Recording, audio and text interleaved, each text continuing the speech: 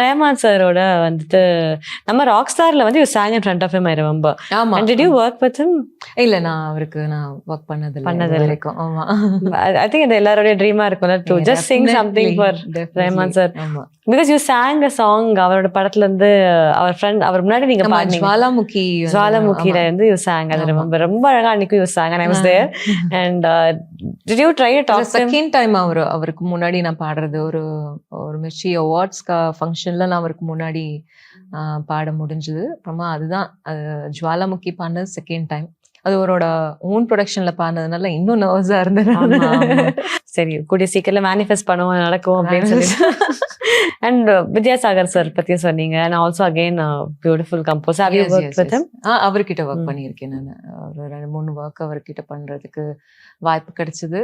And அவரோட சாங்ஸும் எனக்கு ரொம்ப பிடிக்கும். லைக் ஆஃப்டர் எம்எஸ்வி சார், ராஜா சார், அப்படி அந்த ஒரு இதுல வந்து எனக்கு அவரோட சாங்ஸ் எல்லாம் கேட்கும் போது அவரோட பேக்ரவுண்ட் ஸ்கோர்ஸும் சரி, அவரோட சாங்ஸ் பிஜிஎம்ஸும் சரி ரொம்ப பிடிக்கும். அது எனக்கு one of my favourite music director. அவர் தனியா நிற்பார் அவர்.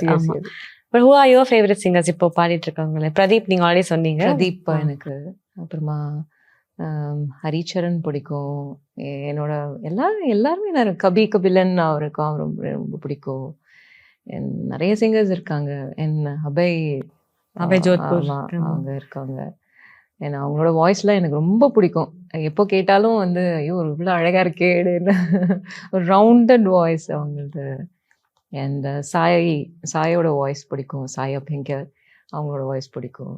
அண்ட் ஜுனிதா அண்ட் சாஷா அவங்க வாய்ஸ்லாம் ரொம்ப பிடிக்கும். எல்லார் வாய்ஸும் இப்போ இருக்கிறதுல எல்லார் வாய்ஸும் எனக்கு ரொம்ப பிடிக்கும். உண்மை பேசும் மக்கள் ஊடகம் SS நியூஸ் டிஜிட்டல் 24/7 கனெக்டட்.